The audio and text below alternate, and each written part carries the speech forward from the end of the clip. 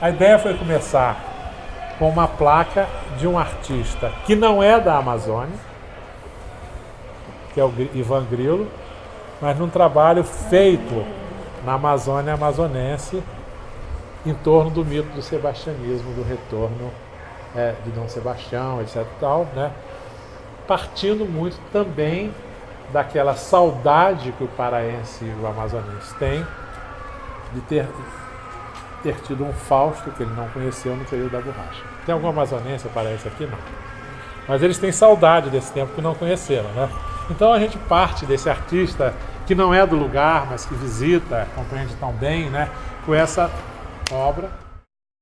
Aqui nós temos o Gui Veloso, que é um artista muito interessado nas religiões, a questão semântica, né, da etimologia de a palavra religião vir do religar, mas também pensando com Derrida, que nos pergunta se é possível rezar quando não compreendemos as palavras, se é possível rezar junto, mas ele também quer tratar de um momento da sociedade brasileira, com o surgimento do fundamentalismo evangélico, em que há um ataque brutal que nos faz repensar, né, no processo da catequese as diferenças religiosas. Então aí a gente não sabe se é católico, se é um transe de um evangélico, se é um rito afro-amazônico, etc., porque fica nesse limite, né, entre a indicação mais precisa de algum tipo. O conjunto é bem maior que nós temos, né? Falando sobre coleção, né, por exemplo, nós temos um processo de especialização das coleções. Eu deixei para falar aqui. O Fundo Orlando Nóbrega, que é doador, que é um fundo dedicado à fotografia a partir do cientista político Richard Arner, que tem um livro chamado Carne e Pedra, que é o indivíduo na cidade, né? Então, o Fundo Orlando Nóbrega tem um foco principal, não é absoluto, mas tem um foco principal nessa questão do sujeito na cidade. Aqui nós temos o Walter Firmo, cujo pai era do interior da Amazônia, né? E isso também foi adquirida para compor essa parte de visões do Ciro. Na exposição nós temos pouquíssimas coisas que não são do mar. Esse é o Paulo Werneck, que não é da nossa coleção. O Paulo Werneck. O Paulo Werneck. Nós temos outras coisas dele. O Paulo Werneck foi um dos principais colaboradores da arquitetura brasileira na parte de decoração. Mas isso aqui não é decoração pública, o que nós temos é decoração do Maracanã, da coleção da exposição Tatu. Isso é a lenda do Guaraná, e que está aqui como um wish list. Não é nosso. Bom, Kreisberg, doado por ele próprio, né? A questão do fogo, nós temos o Kreisberg lá também. E o Emmanuel Nassar, a questão da motosserra. Então nós temos fogo, motosserra e capital. Eu comecei a ir a Belém no começo dos anos 80 profissionalmente, estava trabalhando na Funarte. Vou a Belém 3 a 4 vezes por ano, né? Já fiz mais de 50 viagens, já escrevi mais de 60 artigos sobre a Amazônia, né? E isso é que me permitiu agilizar esse processo, né? Ir atrás do principal. E quando eu chego a Belém para trabalhar em arte, etc., nos primeiros anos 80, estava lá flutuando uma ideia estética que seria uma matriz da cultura da gambiarra, né? Da arte da gambiarra e do Brasil profundo, que era a ideia de visualidade amazônica como algo que fosse trazer para o campo de uma consciência mais ampla aquilo que era a estrutura cromática, a estrutura espacial, a estrutura mecânica do vernáculo. Então, esses brinquedos, agora eu estou procurando outros, esses brinquedos populares são sazonais, eles só aparecem na véspera do Círio, mas aqui já tem a mão do Sebrae, né? Então eu tenho procurado agora brinquedos pré-Sebrae, para poder guardar a comparação como um documento estético da intervenção do Estado na produção popular. Aqui nós temos algo que ele brinca que seria a Gioconda dele, que é a Rosa no Arraial. O Arraial é um parque de diversões nas vicinitudes do grande santuário de Nazaré, que funciona só na época do Círio. Bom, isso aqui é o primeiro grande ensaio do Luiz Braga, que é no Marajó. É esse olhar sobre os indivíduos, né? Há um distanciamento desse olhar, há um alongamento, uma horizontalidade na direção desse olhar, ao mesmo tempo em que essas pessoas são esculpidas pela luz, onde o suor é parte da iluminação que vem de dentro do corpo, né? E que tem um pouco, em certos momentos, de Pierre Verger, né? Embora Pierre Verger, eu acho que tem uma visão homoafetiva, quando ele fotografa homens, que não é o caso do Luiz, né? Aqui então, esse universo da relação de busca de uma iluminação entre o natural e o artificial, né? Em diversos momentos, e fazendo uma conversa entre essa foto colorida e essas imagens em Night Vision.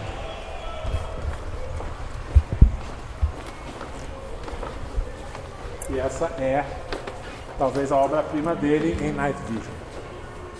Aqui então corresponde a um contato com o Luiz de 30 e poucos anos de idade, ter escrito, feito exposições, etc. Outro artista também da mesma geração é o Otávio Cardoso, que sempre foi um homem silencioso, um artista do silêncio. Ele faz essa série de imagens, nós temos uma coleção de 10 imagens dessa. Preferi esse foco aqui para uma conversa de azuis, né? E ao mesmo tempo trazendo a luz do Otávio Cardoso. Otávio lida com a fotografia. Ele considera que hoje quem trabalha com fotografia pensa digitalmente e pensa através da câmera, não pensa para o papel.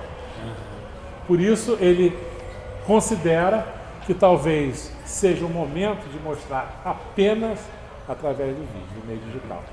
Aqui são 4 imagens que nós temos para o digital. E elas ficam se alternando aí? Estão alternando por 10 minutos. Então corresponde a essa passagem, né? E lá, bom,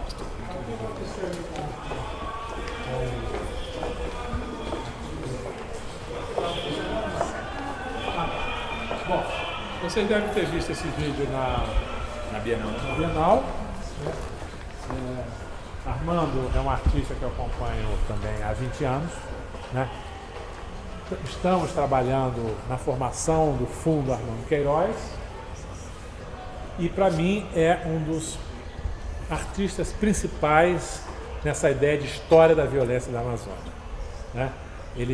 O repertório de trabalhos dele passa pelo genocídio dos índios, pela escravidão contemporânea, a violência contra a mulher, contra a criança, etc. E é esse repertório que nós estamos buscando como processo de formação do seu olhar dentro do museu, né? E esse é o Almides Guarani, um Guarani que mora hoje em Belém, está fazendo doutorado em ciências jurídicas, será um dos nossos convidados, já aceitou, para vir falar sobre o seu trabalho, porque ele estuda direito para, no futuro, discutir publicamente o que é o Estatuto Jurídico do Índio hoje, essa invisibilidade que ele discute aqui, né? Aqui nós temos 3 artistas que são autodidatas e que emergem dos ciclos da borracha. Pela primeira vez eles estão juntos, que são Chico da Silva, primeiro a ser descoberto. Chico da Silva é o pintor de um imaginário mítico, de animais mitológicos, O pai era cearense, nós sabemos que a migração de cearenses para a Amazônia no ciclo da borracha no século XIX corresponde a uma resposta à seca, né? Então, o refugiado da seca aceita aquele trabalho, né? E ele é filho de um cearense, de uma mãe índia, cuja etnia não se sabe qual é. Né? E aqui nós temos o Paulo Sampaio, soldado da borracha.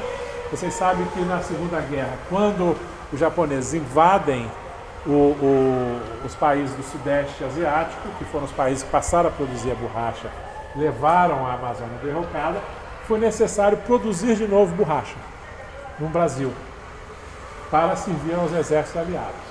E o governo então oferece aos jovens no Norte e Nordeste a escolha entre ir para Seringais como soldado da borracha ou ir para a Itália. E o Paulo Sampaio vai, e aqui é uma narrativa da vida nesse seringal abandonado, esquecido, um lugar onde não havia fotografia nem registro. Aqui é um acampamento que é atacado pelos índios enquanto eles estão fora. Aqui é a resposta dos seringueiros aos índios, que são dizimados. E aqui é o que ele diz que foi resultado daquilo tudo, que é a dizimação da natureza. Ele começou a pintar aos 89 anos, morreu aos 93, pintou cerca de 55 obras e nós temos 7 delas.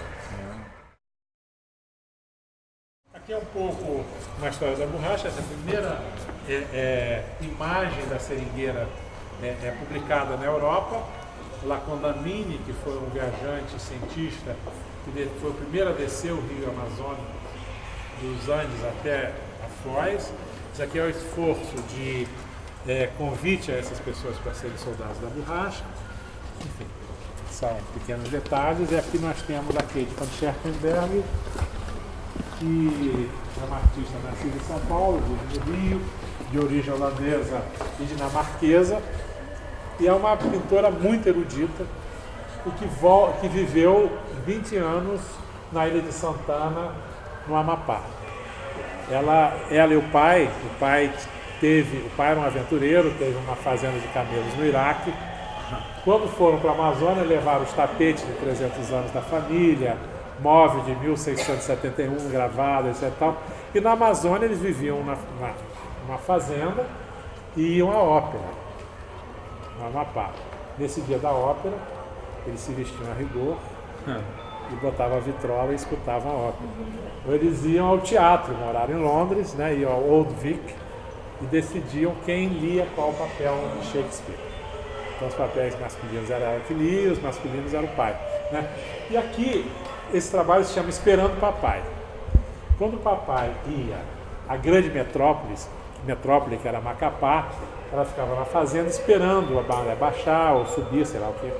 Eu acho que é subir, que permitia o barco chegar. E ela está esperando o papai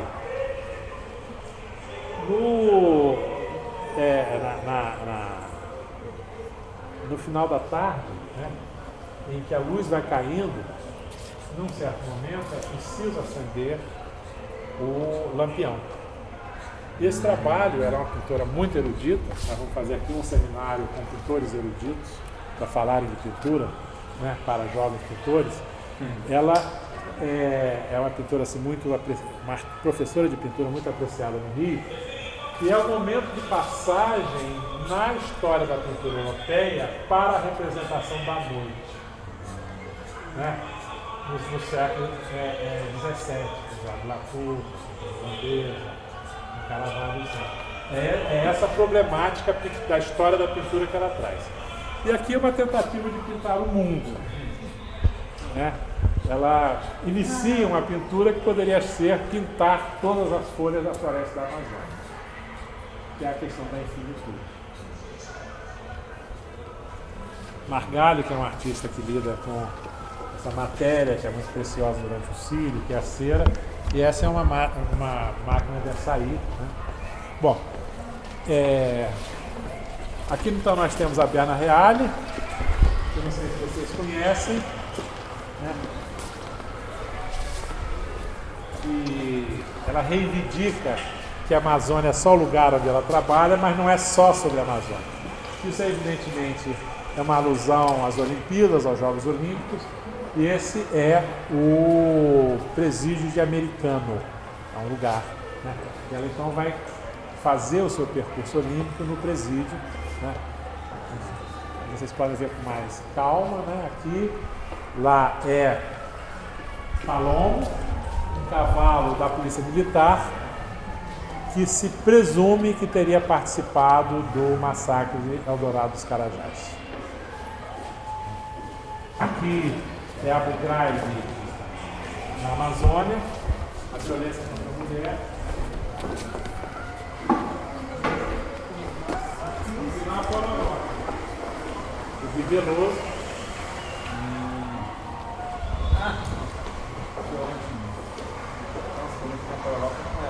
E aí a Daniele Fonseca, que é uma artista também de Belém. Bom, e aqui a questão da estrutura, né, do piloti, como é que chama isso? Isso aí é um palafito, né?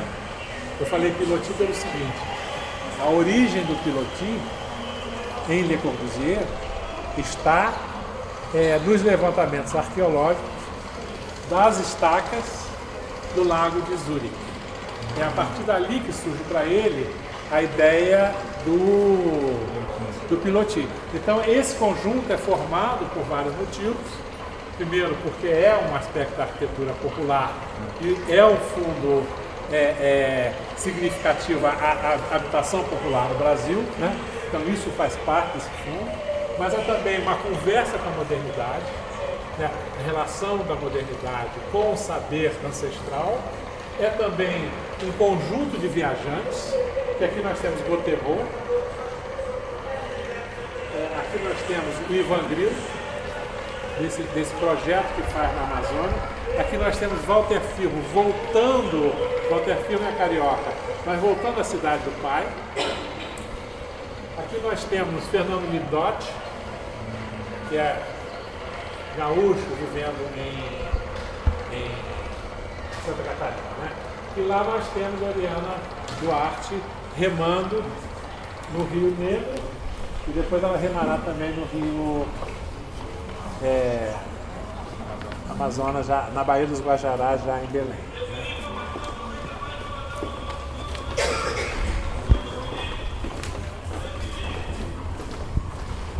Bom, vocês viram o Éder na Bienal, também é um artista que eu acompanho, sei lá, há 8 anos, mas com o Éder nós estamos trabalhando uma outra experiência que vai agora, está faltando chegar só a terceira parte, que é o seguinte: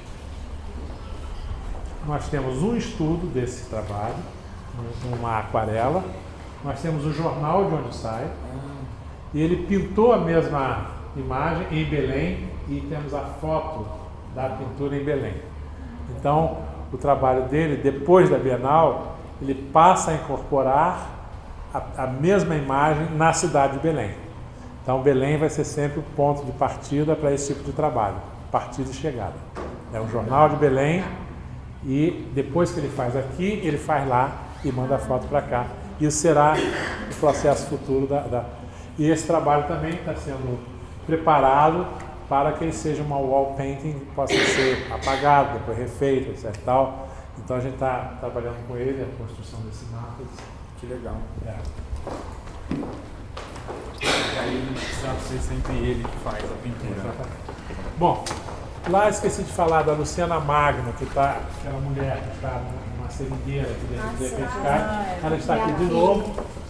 Ela viajou pela Transamazônica e tem feito um trabalho hoje de integração entre o corpo dela e elementos da paisagem cultural, porque essa figueira brava não é originária da Amazônia, é originária da Índia.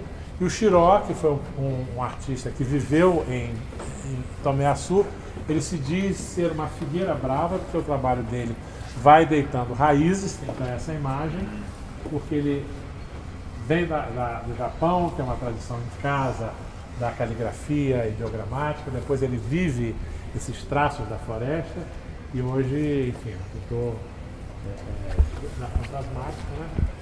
Aqui então nós temos mais alusões ao corpo, outra obra do Grilo, muito bonito que eu vi aqui.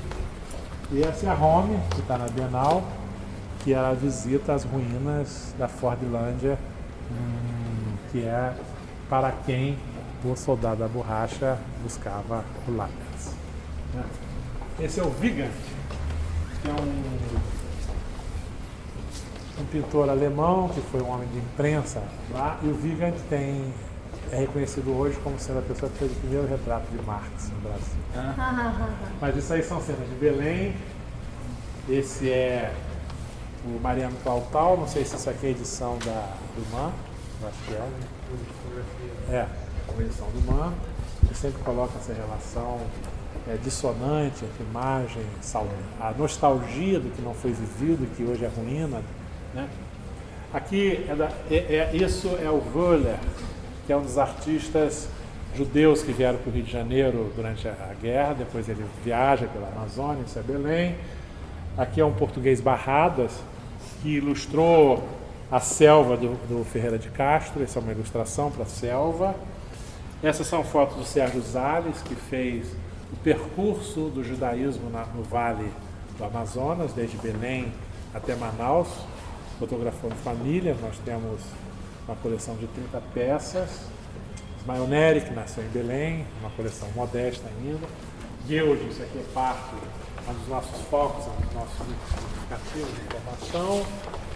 Ali é como a selva, né, em Hegel, seria um lugar fora da história. Ela, na modernidade brasileira e internacional, ela passa a oferecer padrões, né? E nós temos então o padrão Marajoara, como nesse livro original, né, primeira edição do Vicente do Rego Monteiro, o padrão da América representado pelo índio brasileiro, não necessariamente pelo índio americano, e o começo da nossa coleção de arte indígena, foram as primeiras peças doadas por pessoas diferentes, né? Aqui Quirino da Silva, que era um pintor, mas também um designer, e que carioca, e depois foi para São Paulo, trabalhou muito no Liceu de Artes e Ofícios, enfim. E aqui é Elza Lima, que é outro artista da geração do Emmanuel, geração do Luiz Braga, do Otávio Cardoso, e é o conjunto de trabalhos dela, essa aí é uma coleção ainda em formação, que são os espaços entre as pessoas, o espaço de silêncio, né, entre as pessoas na Amazônia ribeirinha, né, essas distâncias que se alongam, né, esse mundo aquático tão frequentemente, né, que o território é a água. Esse é o designer de moda, André Lima, designer de moda que vive em São Paulo, ele é de Belém. Nós temos um pequeno conjunto de roupas dele. E aqui o Osmar Miron, que é um artista e poeta ao concreto, né, muito pouco conhecido, talvez menos conhecido, que lidava muito com a palavra, né? E aqui os doadores achavam que a gente ia adorar mar e céu. E realmente foi muito engraçado porque é muito significativo, né? Outro artista muito interessante em Belém. Belém eu acho que é assim, São Paulo, Rio e Belo Horizonte são grandes centros de fotografia, mas Belém é um centro muito importante. Relativamente, talvez seja o lugar no Brasil onde a fotografia tenha mais espaço na cultura.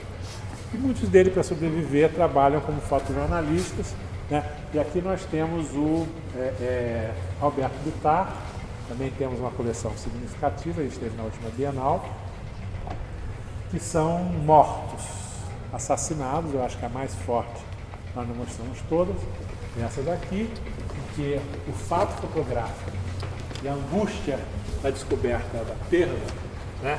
Nós temos o morto que aqui está, que mal se vê, temos o filho desesperado, o irmão que não sabe onde fica e o pai que se agarra né? Acho que é uma enorme função. E aqui Selma West, também começou como fotojornalismo, sempre trabalhou muito com a pinhole. Ele trabalha com 910, eu acho, câmeras de pinhole, todo mundo sabe o que é pinhole, né? Sabe que é a câmera sempre, né? 910 em círculo, então ele vai abrindo as 910, expondo e fechando. Isso então é a sequência em que elas foram feitas, criando esse círculo em que nós estamos como que é o centro na visão do que é o mercado, o labor do mercado, nesse ritmo frenético desse trabalho, que é um pouco muito pesinato, mar. Super lindo. Marcos Moreira é um artista originalmente de Marabá, que trabalha muito com várias questões amazônicas, mas essa cultura popular, um pouco marginal, não no sentido de marginalidade com relação à lei, mas marginalidade econômica, os restos, né? E aqui ele então recupera os restos de uma barca, né? Reconstruindo a forma e criando esse barco que sobe pelas paredes, é um outro percurso que esse barco fará, né? Aqui, modestamente, o nosso mundo de trabalho, a Luiz Carvão, é uma aquarela muito delicada. E esse é o Acácio Sobral, que é um artista morto, mas que é o único artista construtivo de Belém nos últimos tempos, né? Aqui nós temos o lado romântico do Rolando Manesse, que é um grande batalhador, né? Nessa bandeira que entrelaça duas âncoras, dois pontos, né? A âncora em Torres Garcia é a chegada ao porto, o navio é o caminho da vida, quando ele coloca o navio, mas em Manesse a 3, na bandeira a 2, mas aqui a 3 é um pouco a perda por outro, deixado por outro. Dois estão entrelaçados e o outro está sozinho. Com relação às populações indígenas, seriam Cláudio Andujar, né? Cildo Meirelles e, na Amazônia, o Roberto Evangelista. Esse, como vocês sabem, Cláudio Andujar era fotojornalista da revista Realidade, foi fotografar os Yanomamis e ficou durante 2 anos. Ela parou de fotografar e colocou a sua fotografia a serviço do grupo Yanomami, né? Durante muito tempo participou da Sociedade de Reconhecimento das Terras Yanomamis. Sempre que eles tinham um problema, a primeira pessoa para quem eles ligavam era ela. Quando houve um massacre, chamaram, ela foi para Nova York, para Genebra, para os grandes fóruns mundiais com eles. E quando ganhou o primeiro prêmio do Houston Photo Fest, que é o maior festival de fotografia nos Estados Unidos, um prêmio de $150 mil, o prêmio foi direto para a conta dos Yanomamis, né? Esse é um trabalho Marcados para Viver, não sei se vocês todos conhecem, né? Mas são índios que estão numerados porque foram vacinados. Também sabemos que uma das formas do genocídio era lançar roupas e outros presentes nas tribos com o vírus da gripe, porque os índios não tinham, né, defesa, e eles então estão marcados para morrer, e isso esse título alude à sua infância. Ela tinha um namorado na adolescência, e o menino tinha uma marca, que era uma marca do nazismo, e um dia ele some porque estava marcado para morrer, né? Aqui nós temos a Adriana Varejão, isso é o perfil, a silhueta de uma gravura sobre índios brasileiros, e aqui a transformação disso em floresta e vice-versa, né? Como a superfície revela e esconde simultaneamente. Ela toma o Censo Brasileiro de 1990, em que as pessoas podiam se identificar em termos de origem étnica, e houve as mais interessantes, estapafúrdias e poéticas referências de autoidentificação com relação à pele, à tez, né? Então tem de tudo aí, enfim, cada um depois olha com calma. E ela criou essa paleta, né?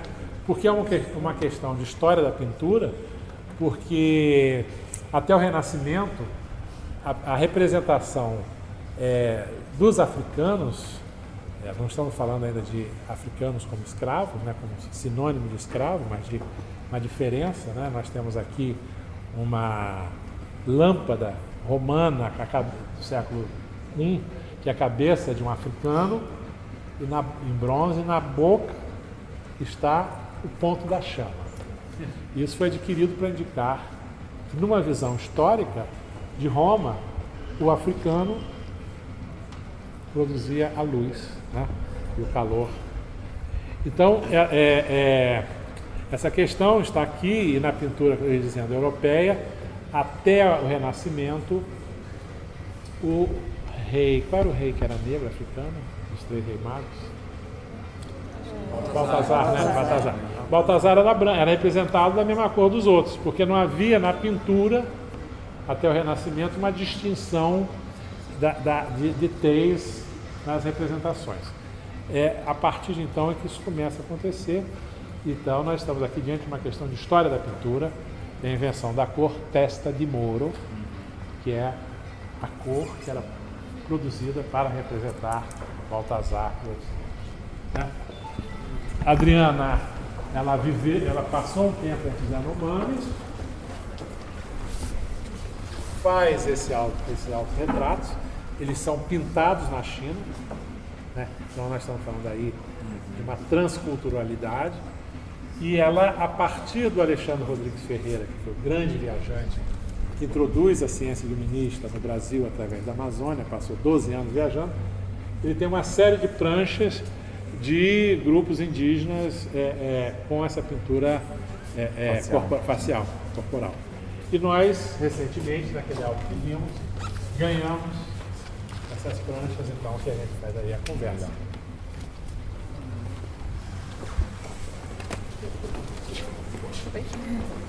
Essa é Valda Marques, uma artista que lida muito com retrato de mulher, álbum para casamento, crua, álbum de 15 anos, etc. Tal, mas ela traz isso também para o universo feminino, né?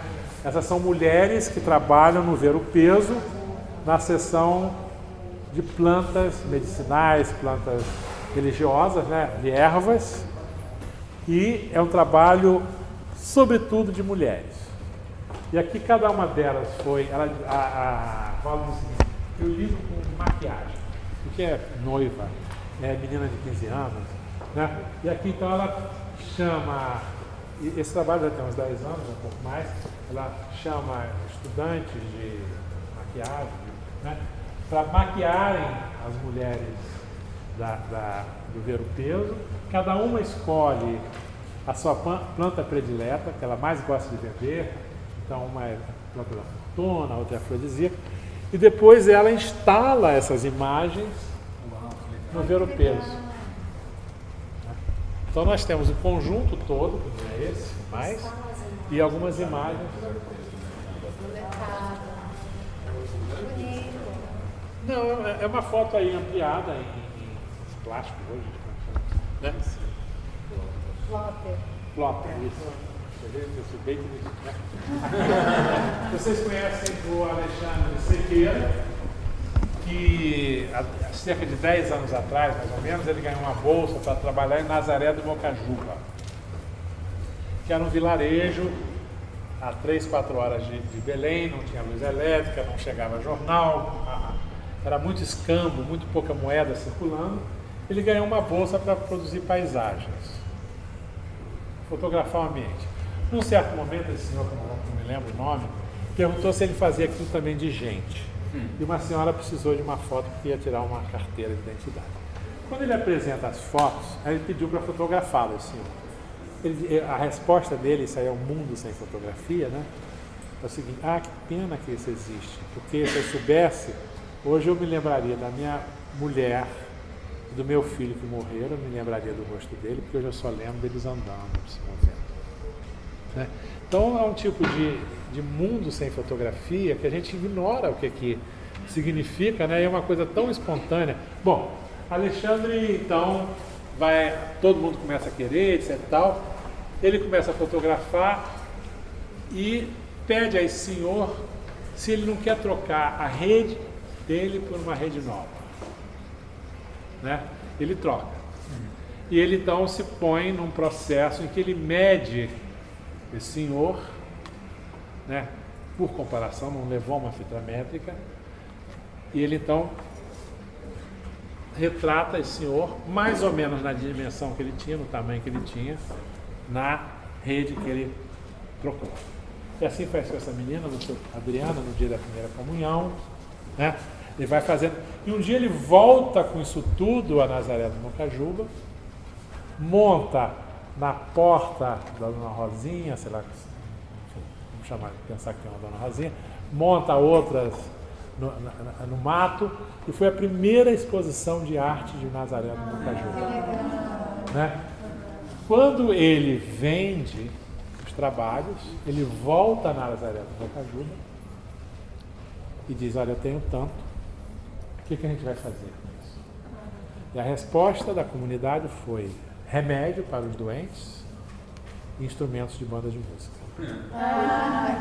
Na segunda vez foi remédio para os doentes e consertar a igreja. É sempre interessante porque unem o cuidado com os que estão doentes e a vida simbólica. E me gabando, o nome do mar, essas são exatamente a rede que ele usou, o mosquiteiro da Adriana, porque ele tem uma edição em que ele usa a edição acho de 5, né? Mas nós temos o conjunto todo com os originais. Aqui nós temos um pequeno iceberg do Valdir Cruz, que é um fotógrafo que vive também em São Paulo, que trabalha muito entre índios, e um vídeo nas aldeias. Eu não sei se conhecem, é um movimento que é em Pernambuco, de um grupo de antropólogos, que se propõe colocar à disposição das comunidades indígenas a tecnologia do vídeo. Há vídeos extraordinários, são até agora um catálogo de 79, e nós temos os 79 na nossa coleção, né? E a gente vai explorar muito na época do seminário sobre o lugar, né? Esse é o Bené Fonteles, nós temos mais coisas dele. O Bené nunca saiu do Brasil, como projeto político. Ele quer viver a existência no Brasil. Ele nasceu numa cidade do interior, né? Aqui temos os nossos talismãs da arqueologia do Marajó. Depois disso já vieram duas tangas, é do Marajó, agora deve vir uma outra coisa, etc. Esse é o conjunto dos sermões de Vieira do Armando Queiroz, né, onde as questões todas da aflição, da violência, da religião, como ponta de lança, etc., estão explicitadas. E aqui são duas flautas baniuas, que é um grupo do Alto, acho que é Alto Rio Branco, né? Eles vieram ao Rio, ao Museu do Índio, e trouxeram essas flautas e várias outras coisas, souberam do mar, quiseram vir para doar isso para o mar. Eles viajaram 3 dias de barco, 4 horas mais um tempo de Teco e mais 4 horas até o Rio. E eles vieram aqui para presentear o mar com isso sob uma condição. Eles teriam que ser autorizados a tocarem e a dançarem dentro do espaço do museu. Como esse parangolé. Exatamente isso. Bom, esse é Milton Buran, que é um antropólogo, fotógrafo, né? E que também fez muita conexão. Ele tem 2 trabalhos, que é um na direção da Amazônia, dos índios e do Centro-Oeste, e outro que é na direção da África, voltando aos territórios de onde vieram escravos brasileiros, ou para onde foram os ex-escravos libertos que voltaram para a África. Essa é a Paula Sampaio, uma mineira estonteante, linda, que pega a sua moto, né, é uma coisa impressionante, é um Amazonas em cima da sua moto, e vai de Belém ao Acre. Aquilo lá é o final, é o Finisterra da Transamazônia. E ela vai coletando depoimentos e vai entrecruzando. O desafio colecionístico aqui é como estender a Transamazônica da Paula. Aqui está tudo que nós temos. Mas há um desafio de dar continuidade, né, a essa floresta, a essa Transamazônica que é muito mais lenta, com pessoas muito diferentes, etc. Mas esse foi um projeto que ela fez uma vez só, fazer a viagem Não, toda, é não. da vida dela isso, né? Ela tem caixas que eu fui no ateliê dela lá em Belém. Putz, é impressionante. Essa é a Liz Lobato, cuja família tinha uma fazenda no Marajó, né? E o pai, como passatempo, interesse, ele produzia facas. E esse é o conjunto das facas, são as facas do meu pai. E evidentemente que é um conjunto que tem um lado antropológico, também um lado formal, né? Ali nós temos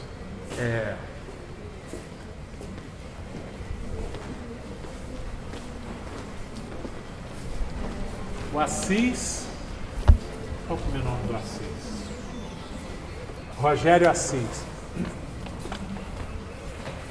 Ele vai a um grupo chamado Zoe, que é a segunda vez que se vai lá. Ele foi no primeiro momento de contato, primeiro contato com o membro, e agora ele vai e encontra esse grupo, as suas aldeias, se comunicando através de rádio, né? Então o vídeo é essa comunicação cotidiana. Está chovendo aí, tem caça na sua área, aqui está com peixe, vem, tá? Mas é um uso da tecnologia para uma vida que quer se conservar como tal. Muito interessante perceber que a tese da Cláudia Andujar e as transformações da sociedade brasileira estão dando certo. As populações indígenas, por mais que sofram ainda, estão aumentando. E a Cláudia Andujar, eu acho que a fotografia da Cláudia Andujar, num certo momento, tinha a tarefa de provar a humanidade dos índios, porque os índios eram seres entre o animal, o bicho melhor dizendo, porque animal somos todos, entre o bicho e o humano, né? Sem alma, como era no século XVI, XVII, XVIII, porque o Papa muitas vezes teve que afirmar que os índios tinham alma, né? Sem direitos, mas ela dizia que era preciso botar a fotografia dela a serviço, provar então a humanidade, provar a afetividade, provar a decadência no contato violento, né? O alcoolismo, a prostituição, mas também provar a possibilidade de uma reconsideração.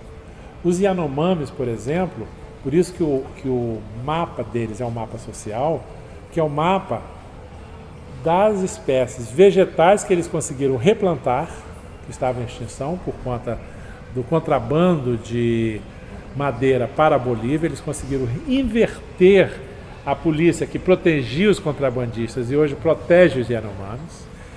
Então eles conseguem transpor plantas que a Embrapa ainda não consegue. Eles repovoaram das espécies animais que entraram em extinção por fatos tais como que eles não querem comprar carne no supermercado. Né? Ou seja, ao mesmo tempo entendem que é preciso ter educação, usar tecnologia, estudar, né? Então é um grupo muito interessante porque vive essas oposições entre, as seduções mais cegas do progresso, eles sabem evitar, e ao mesmo tempo querer a tradição sem ser um primitivismo mais cegas. É um grupo... Bom, esse é o Sérgio Vieira Cardoso, um artista de Belém, de Manaus. São poucos artistas de Manaus. À beira do porto, esse porto de tantas riquezas, né? Esse vestígio da miséria hoje. E aqui o Simval Garcia, que era um fora do eixo, depois ele foi para São Paulo, um fora do eixo em Belém, né? Esses autorretratos, que são autorretratos em poses clássicas, renascentistas, antigas, né? Da antiguidade. Tiago Martins de Mello, né? Nós temos 4 peças aqui. Essa é aquela a outra lá. Essa aqui e a outra lá são as duas primeiras dele que chegam ao museu, a uma coleção pública de Belém, a Fundação Rômulo Maiorana, que depois nos doou. E aqui é uma história da África no mundo. Nós temos aqui a Gondwana, que era um momento da história da Terra, né? Em que os continentes eram unidos, África e o que corresponde hoje era um território único, a fenda que se abre, né? Ao mesmo tempo observando que a ONU é planejada para o norte, no emblema da ONU está o norte, da mesma maneira como a cartografia conhecida que reina hoje, né, há 5 séculos, é uma cartografia voltada para a orientação, que seria o modo como o mapa deveria servir à navegação europeia na direção da Ásia.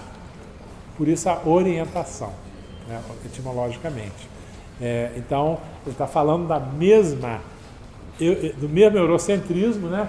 Há referências aí, então, a Anastácia, né? A esse mundo, esse mar de sangue que une os dois continentes, que é a escravidão. E ele aqui se coloca com relação às entidades afro-brasileiras do Maranhão, mas ele se coloca também como autor do racismo. Aqui é ele bebê, usufruindo de uma ama negra, que seguramente pode ter sido afastada de seu filho, né? E é muito interessante que esse ano nós trouxemos aqui, num seminário sobre a África, o Lilian Thuram, aquele artista, aquele jogador de futebol francês. Ele diz que todos nós somos educados socialmente como racistas. Se não assumirmos, se não tivermos consciência dessa condição, nós incorreremos, ainda que involuntariamente, em racismo. Então, lutar contra o racismo que existe dentro de cada um de nós é uma tarefa que se põe cotidianamente, porque a sociedade, historicamente, nos orientou nessa direção. E acho que ele tem muito isso aqui nesse processo.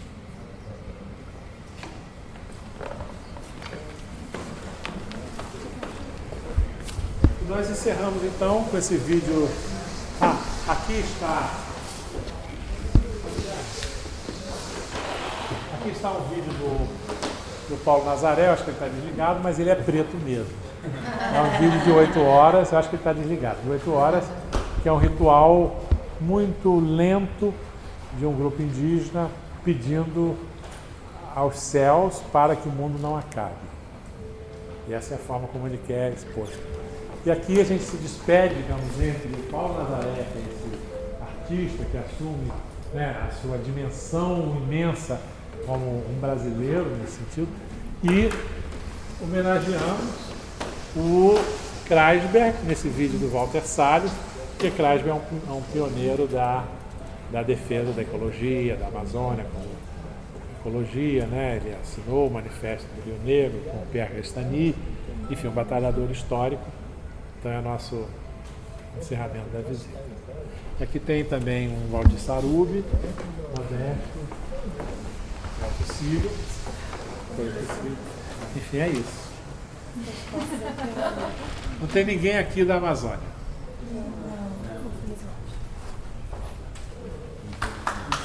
Nós agora vamos fazer um seminário